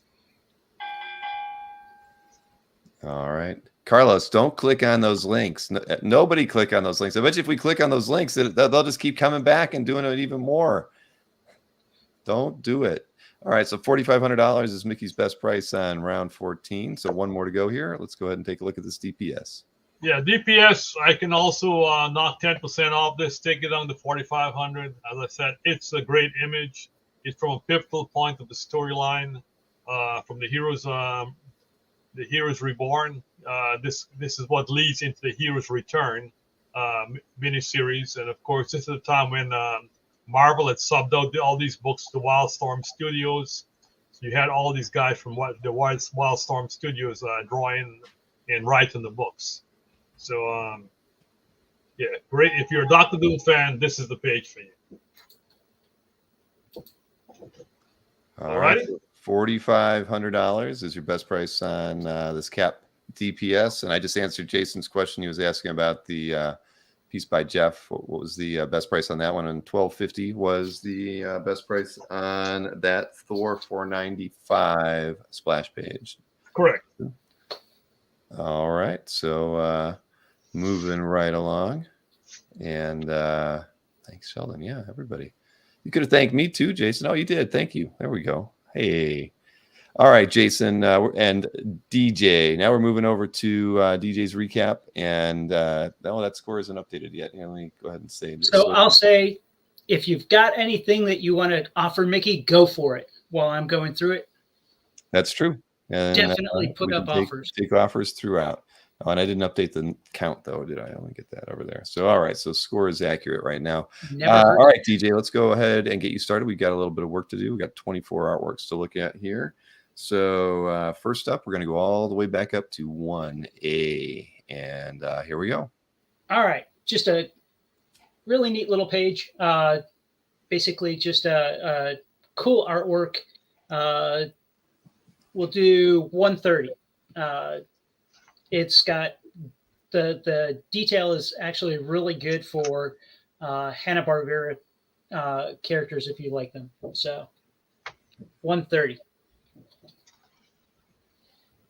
Yep, you got the Coyote, you got the Roadrunner. Yep. Going into a cave, and then They're making art on it, and also have and also Aiden. have the color guy. Oh, I didn't realize that.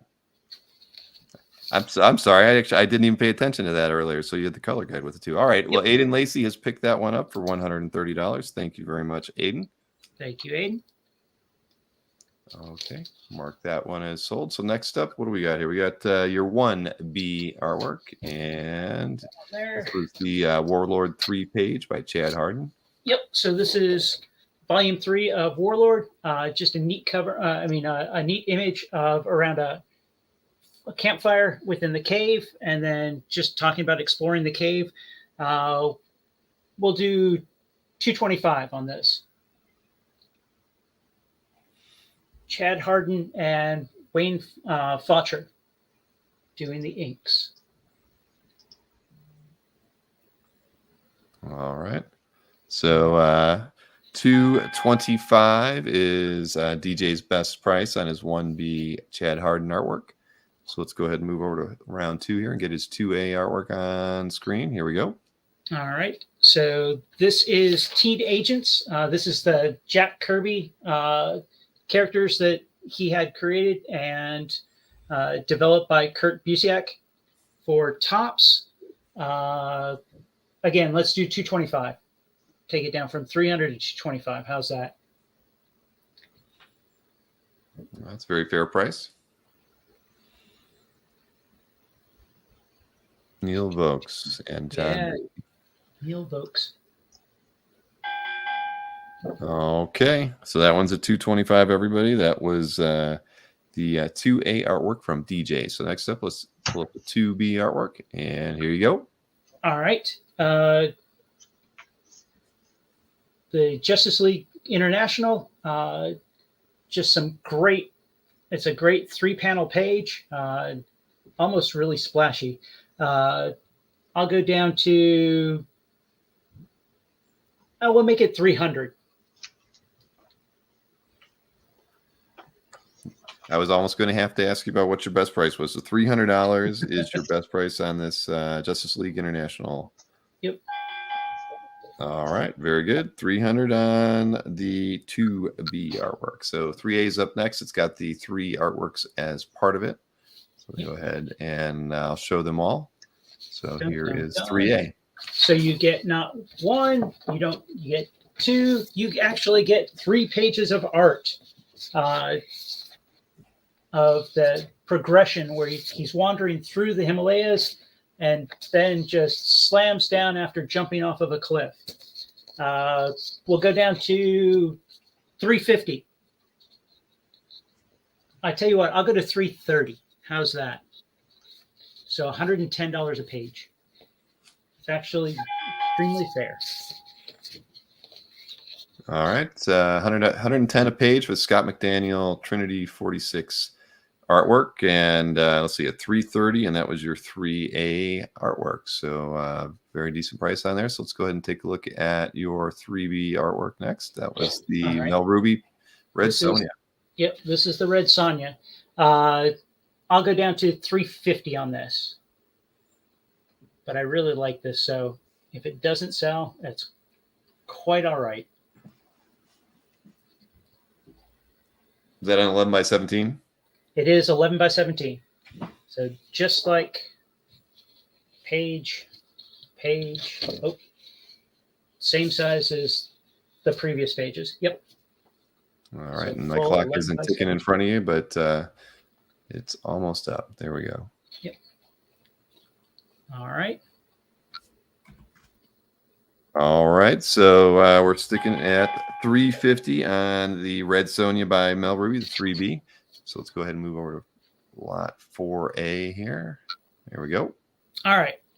The Hyperkind, so the Clive Barker, we've got it where we've got action galore. We've also got just great layouts.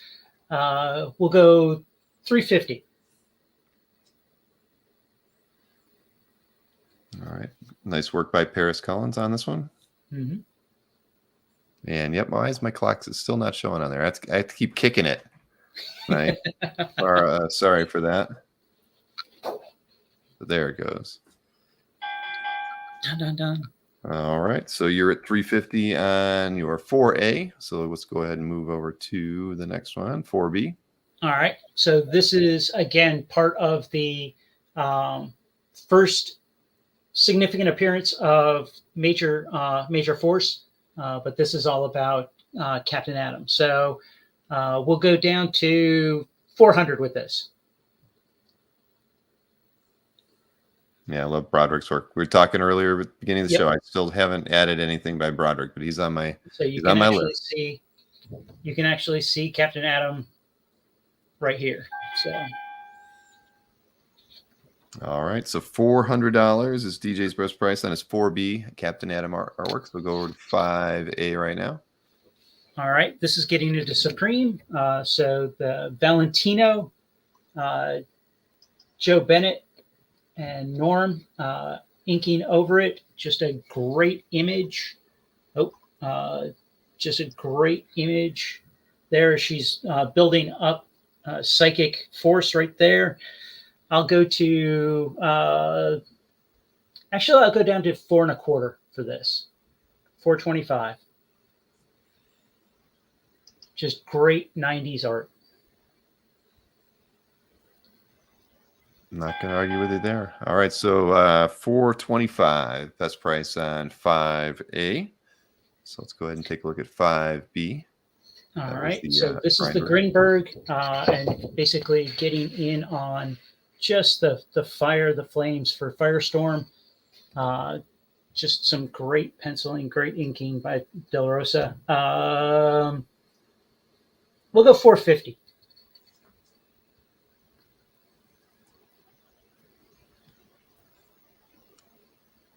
Yeah, lots of fire from Firestorm in there. So 450 is your best price on your 5B artwork. Yeah, we got the dollar on that one. So 6A is up next. Let me highlight that one. Here you go. All right, so this one's the one that's all about the robots. So along with Galactus, essentially you get a decent image of Galactus over here. You've got heroes in and around, and then you've got gobs of androids and robots. Let's go down to 550. Yeah, this one's a awesome page. Lots of detail in this one by Olaf and Koblish. All right, and 550 best price on that one, right, DJ? Yep. Okay, that was your 6A. So go ahead and look at 6B. I was going to say, if anybody wants to make offers, they can, but we'll go with this. All right, so the story from Venom with Venom Hybrid. So take this up so you can really see the art. Basically with Justice right there. Really good image of him. Close-up of him right there. And then you've got Venom Hybrid and the bad guy getting tossed, which is awesome. So let's go 725 for this. All right, you're so on the Venom page by Derek, you're at 725. And that was 6B. So we'll go ahead and move over to 7A. Highlight that one. So here you've got Maxima coming in. You've got the Ray up here. You've got Captain Atom and Ultra battling out there, and just a complete melee at the bottom. Done essentially by Greg LaRocca. We'll go to 730.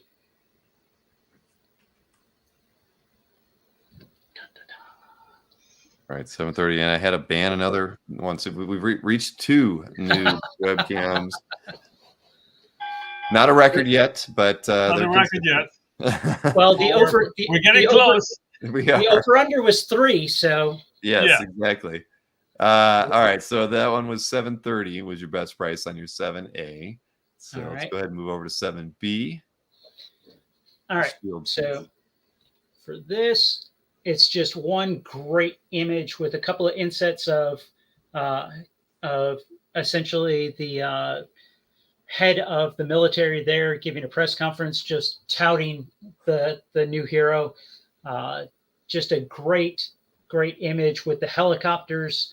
I got it as much for the helicopters as anything else. Let's go to 775 for this. It's just a neat, really cool image with the copters coming in. All right, 775 is your best price on your 7B. So let me go ahead and get over to the 8A. Where are we at there? Here we go. The backlash page. The backlash page. So if y'all like image and you like backlash, this is a great image of not only him but his team as well. So just showing great detail. The inks and the pencils are just amazing. Just really pretty. Let's go 800. Come down to 800. Michael Ryan did a great job on this, and Rizzo was just on spot for doing it with this. You know what year this was? This was 1996. Oh yeah. You put that in your spreadsheet, didn't you? Yeah. I tried to get, so because essentially everything here, just about everything is published, I tried to get the published dates for everything along with the images that went with it. All right, so you were at let's see, $800 on that one. Yep. So next up is that awesome Olaf Williamson Spider Girl. Yep. So you've got May going there with the heads of the guys that she's been involved with on occasion. You've got essentially the swinging through. So you've got her in a great pose mid-swing. And then you have got the bad guys at the bottom and her winding up her What's spider your best price, senses. DJ? Let's go 1075. Well, let's make it 1050. All right, so 1,050 is DJ's best price on his Olaf Williamson Spider Girl 54 page. Very nice page indeed. So 1050 on that one. So we can move over to your 9A artwork. Bring out the bad guys on this one. All right. So Jeffrey, 2004. I'll answer. I'll provide it. So again, just a great image of essentially the Sinister Six plus a couple of extra villains that you have in here. Like Kraven is sitting in the back, and then you've got the Vulture, you've got Mysterio, the Rhino, Doc Ock, Sandman, Electro, and even the Scorpions tucked back in the back. And then you've got the same group, just basically in the same poses, just in without superpowers. So really cool. Let's go 1250. I'll drop it down to 1250. All right. Again, if this doesn't go, this I won't really mind. It's a neat story too. If you haven't read it, it's interesting. It's definitely an interesting story. It isn't one that I've read, but I do like their work. Even though it's spelled wrong on there, isn't there? It's not. Michael isn't spelled right on that. Like, fine, I didn't notice that. Oh, I didn't catch it either. Well, that's definitely on me. All right, so your 9B did sell. That was the Grell. Yep. Work. So let's go ahead and take a look at the 10A artwork, and here we are. All right. So 1998, Spider-Man Peter Parker squaring up with essentially at least a half splash. And you also get the J. Jonah Jameson squaring off against Norman Osborn. I'll drop this to 1,500. All right, 1,500 from 1,800. Okay. Just a great action page. All right. All right. Yeah, that bell's coming there. But all right, so $1,500 on that Spidey page. So let's go ahead and take a look at 10B. Here we All are. right. So this is from 1994. Basically earlier Buckler in the middle of all that he's done. Just a great image of Cap and great image of Bucky. And then you get also Baron Zemo's son and wife just basically conspiring to try and bring him in without hurting him. They're pleading for him, saying, if we help, don't kill him. And just some historical landmarks. And this I'll drop to $1,750. I was just going to ask you. $1,750 is DJ's best price on his 10B Captain America graphic novel page. All right, so which is his 10B. All right, so we got 5 more to look at here. First one is your 11. So Mike Perkins, the Fool Killer, number 2 splash from this was from 2017, I believe. Early 2017. Let's go 2,700. I'll take 10% off. So, but it's just it's a pretty cover.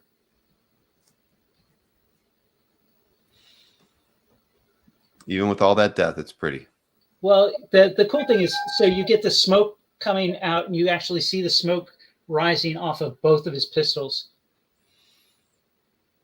And it's the layout, the inking.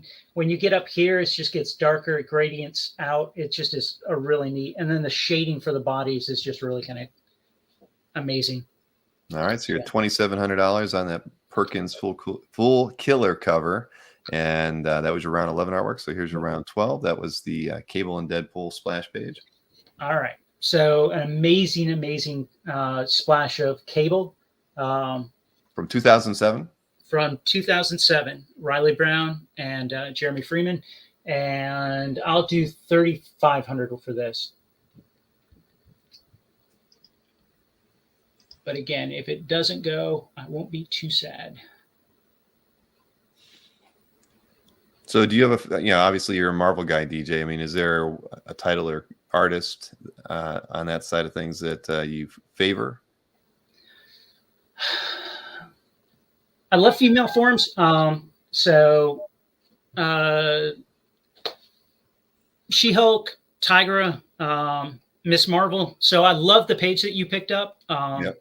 I'd love to find some pages from that run in issues 21 to 23. Okay. Like right at the end of that run, Mm-hmm. right as she changes to her second costume. Right. Also the FF, Spider-Man, and some X-Men. So. Okay. Yep. I'll keep that in mind if I'm digging through Berkey's bins and I uncover something like that. I will let you know. Very cool. All right, so you were at $3,500 on this one. Let's go look at your round 13 artwork by Trimpy. Yep. So this is just an amazing splash. This is from 1990. I think I said that the first time. It's just a great laid out page with Avengers Attack. It's not assembled, but it is Attack, and it's just got a number of the 1990s era Avengers. And what's then your best you've price got on this one? Very good. Let's go 4,400. Alrighty. And the Quinjets. Pair of Quinjets. 2 Quinjets, not All just right. one. 2. 2. So $4,400 is DJ's best price on his round 13 artwork, and so 2 more to go here. So here's round 14. All right. So the birth page of the Retrievers of Atlantis, and essentially the only place that you'll see them in a full page splash. We'll go 5,900 for this. Just great movement as far as coming right through the wall, just making the attack. And at the end of the day, they're not trying to hurt anymore. They're just trying to subdue him to bring him back. That's why they're called the retrievers. That's it. They're here to fetch. Exactly. Yeah, the fetchers of Atlantis didn't sound as good. That's right. All right, so you're at $5,900 for your round 14 artwork. One more to go. Let's take a look at your round 15 artwork by All right. Jurgens and Perez. Yep. And so this again is the Perez and Jurgens going over and doing the distributor ad for the second version of the Teen Titans. This one I'll go 6,500.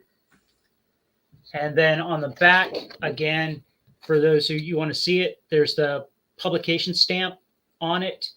And then you also have some of Dan's pencils that you can see there, of both the Atom and of Giotto or Argent, I think. So. All right, so $6,500, your best price on your final artwork of the night. Yep. So if I highlight that and remove it. All right, so scores are accurate at the moment. Mickey, you have a commanding lead. Well, maybe not a commanding lead. Not really commanded. A lead One nonetheless. piece. A $520 lead. Yeah. Over DJ. One piece can change that. That is very true. One sale. Anybody want to make offers? That's true. Everybody knows what's, and the thing is, you may get offers afterwards, but what I need to do is for anybody who claimed any artworks tonight, let me switch the screen here so you can see it. If you've claimed any of the artworks tonight, be sure to email both of these gentlemen this evening, and their email addresses are on screen. So hit them up this evening. Don't wait until tomorrow. You know how that works. We always say that. Don't leave them hanging. They will.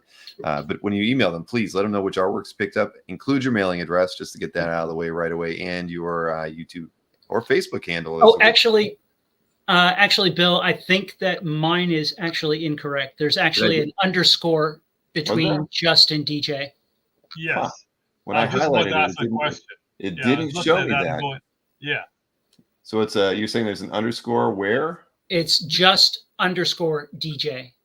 Just underscore DJ. I can make that work. I'm sorry. No worries. Shift dash. Yes. Yes. Well, that's my bad. I thought I had it. And just letting everyone know, I can accept Venmo, Zelle, PayPal, or check or money order. Yeah, right. I can only do PayPal or check and money order or cash at Comic Art Con. Yep, or cash it at Comic Art Con. All right, I'm fixing this right now so everybody can see it. Is it fixed now? Yes. Yes. That's underscore DJ. Huh. It's weird. When I highlighted it in my Mac mail, it didn't show the underscore. So yeah, even just now, I tried it. And I may wind up putting a few of these up on. I've got an art for sale that hasn't had anything in it for 10 years. I may put a few of these in there, and I may put in one or two other pieces sometime this week. All right. Well, I'll tell you what, after the show, I will link to both your calf galleries too. Cool. Why not, right? Drive a little traffic in there. It's always a good thing. So so I saw, I can't tell when I saw this chat from Marcus, I think he wants to see the puppies again, the puppy and the kitty. What do you think? I can't tell. I think we should show that one more time though. Yeah. I don't know what Marcus, whether Marcus ever serious with anything. That's the thing about doing these amateur shows is, if you're never back on, it's like everybody only gets to see these memes one time, and I don't get to really recycle them. So, the ones that Dino and Jordan made early on, or the ones that Mikhail made, which are classics we've never seen again. So yeah, I think the PSA isn't bad. Would be a good one to show one last time here before we sign off, because DJ, it really came from the heart. This one right here. I mean, you gave it your all. So let me go ahead and play this one last time for everybody. Please find a good home for this wonderful piece of art. Otherwise, it will wind up being unused, unwanted, and left just to sit on a shelf. Please, if you love puppies, And little kitties, don't forget about the art.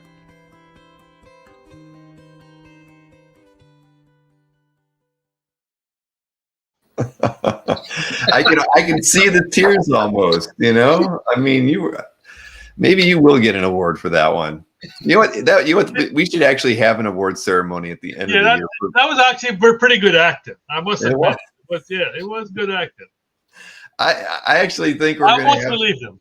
A new addition to the best of at the end of every year will be, you know, because we won't do them for Mike and Anthony's stuff, but for the amateurs that put their effort into you know, the memes that they make, we need to give out a trophy for the best, you know, meme submitted by an amateur during the year. I'm going to do it. I'm writing that one down because I think people get a kick out of it, because that one definitely is right up there with some of the best. So everybody, thank you for tuning in tonight, and I apologize for my, you know, and thanks for the claims. Yes, thanks so much for the claims, everybody. Thanks for all the hard work. Always a pleasure. No, this is fun. I mean, this was a little bit different for me. I haven't had to run my own show since episode 3, so it's been a very, very, very long time since I had to do that. So, you know, we'll shake the rust off. I actually have to do the same thing on Wednesday night for the professional dealer show. Oh, good luck with that one. Yeah. But guys, thank you so much, and thank you for everybody for tuning in. We appreciate it. Hang out in the green room with me, DJ and Miki. We'll chat after this thing is done. But again, thank you everybody. And I don't have a show tomorrow, but I do have the other show on Wednesday, so I'll see you again Wednesday night, 9 p.m. Eastern.